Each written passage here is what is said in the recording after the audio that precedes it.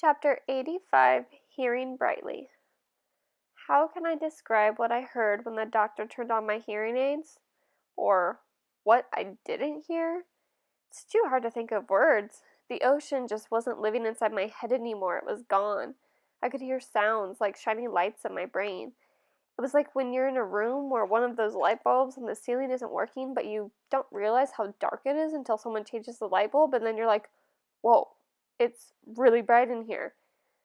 I don't I don't know if there's a word that means the same as bright in terms of hearing, but I wish I knew one because my ears were hearing brightly now.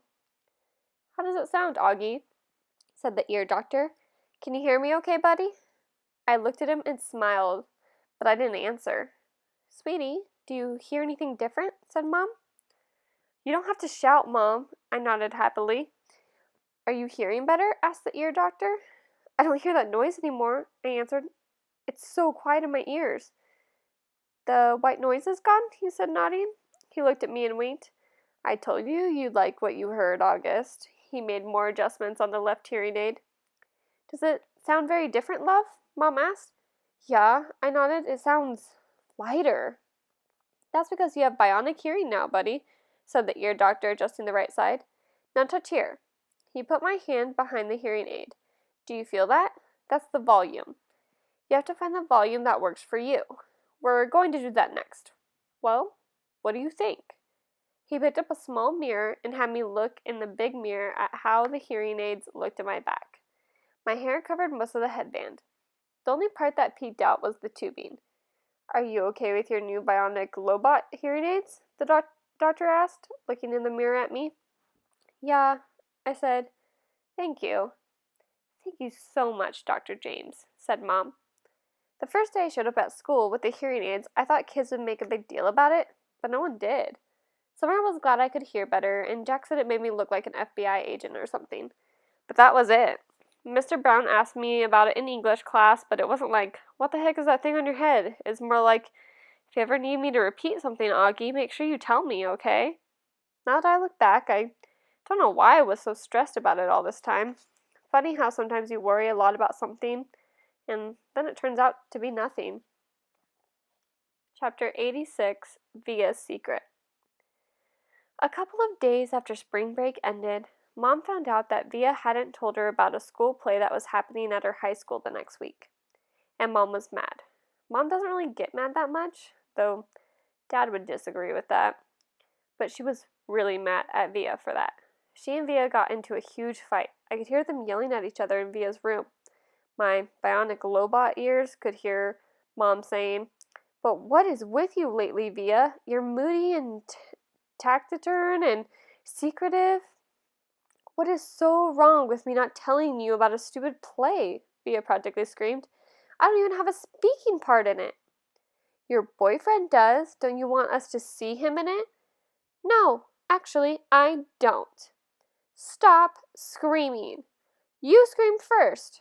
Just leave me alone, okay? You've been really good about leaving me alone all my life, so why you choose high school to suddenly be interested, I have no idea.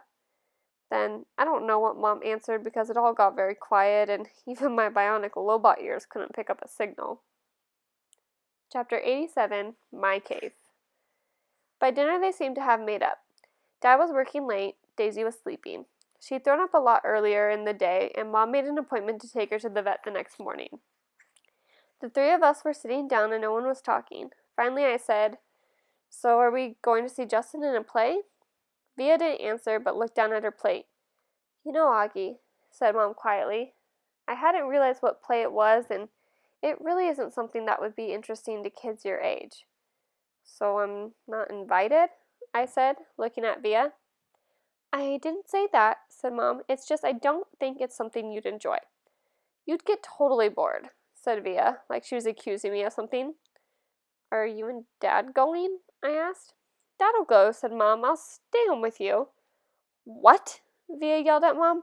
Oh, great, so you're going to punish me for being honest by now not going? You didn't want us to go in the first place, remember? Answered Mom. But now that you know about it, of course I want you to go, said Via. Well, I've got to weigh everyone's feelings here, Via, said Mom. What are you two talking about? I shouted. Nothing, they both snapped at the same time. Just something about Via's school that has nothing to do with you, said Mom. You're lying, I said. Excuse me? Said Mom, kind of shocked. Even Via looked surprised. I said, you're lying, I shouted. You're lying. I screamed at Via, getting up. You're both liars. You're both lying to my face like I'm an idiot. Sit down, Augie, said Mom, grabbing my arm. I pulled my arm away and pointed at Via. You think I don't know what's going on? I yelled. You just don't want your brand new fancy high school friends to know your brother's a freak. Augie, Mom yelled. That's not true. Stop lying to me, Mom, I shrieked. Stop treating me like a baby. I'm not retarded. I know what's going on. I ran down the hallway to my room and slammed the door behind me, so hard that I actually heard little pieces of the wall crumble inside the door frame. Then I plopped onto my bed and pulled the covers up on top of me. I threw my pillows over my disgusting face and then piled all my stuffed animals on top of the pillows, like I was inside a little cave. If I could walk around with a pillow over my face all the time, I would. I don't even know how I got so mad. I wasn't really mad at the beginning of dinner. I wasn't even sad. But then all of a sudden it kind of all just exploded out of me. I knew Via didn't want me to go to her stupid play. And I knew why. I figured Mom would follow me into my room right away, but she didn't. I wanted her to find me inside my cave of stuffed animals, so I waited a little more. But even after 10 minutes, she still didn't come in after me. I was pretty surprised. She always checks on me when I'm in my room upset about stuff. I pictured Mom and Via talking about me in the kitchen. I figured Via was feeling really, really, really bad, and I pictured Mom totally laying on the guilt.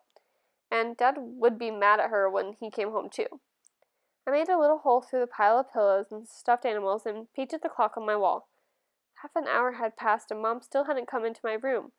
She tried to listen for the sounds in the other rooms. Were they still having dinner? What was going on? Finally, the door opened. It was Via. She didn't even bother coming over to my bed, and she didn't come in softly like I thought she would. She came in quickly. Chapter 88, Goodbye. Augie, said Via. Come quick. Mom needs to talk to you. I'm not apologizing. This isn't about you, she yelled. Not everything in the world is about you, Augie. Now hurry up. Daisy's sick. Mom's taking her to the emergency vet. Come say goodbye. I pushed my pillows off my face and looked up at her. That's when I saw she was crying. What do you mean goodbye? Come on, she said, holding out her hand. I took her hand and followed her down the hall to the kitchen. Daisy was lying down sideways on the floor with her legs straight out in front of her. She was panting a lot, like she'd been running in the park. Mom was kneeling beside her, stroking the top of her head. What happened? I asked. She just started whimpering all of a sudden, said Via, kneeling down next to Mom. I looked down at Mom, who was crying too. I'm taking her to the animal hospital downtown, she said. The taxi's coming to pick me up.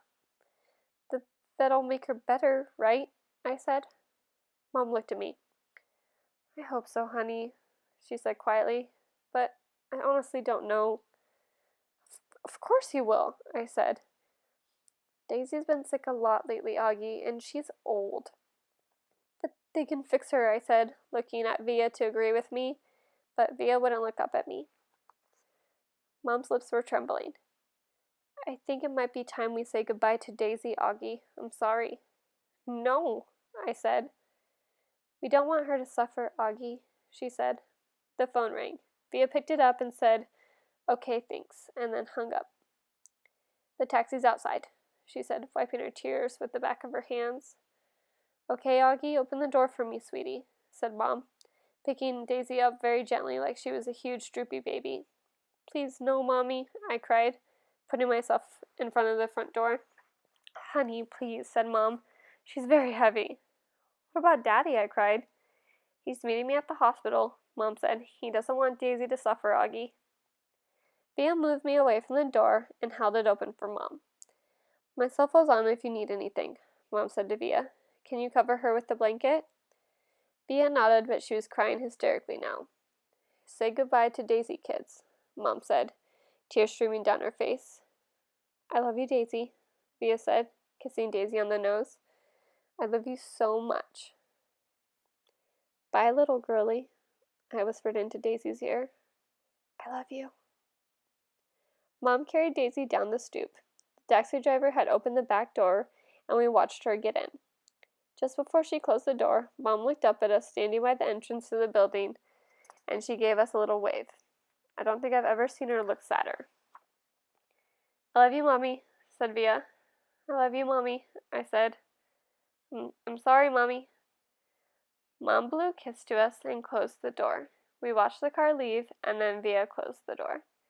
She looked at me a second, and then she hugged me very, very tight while we both cried a million tears.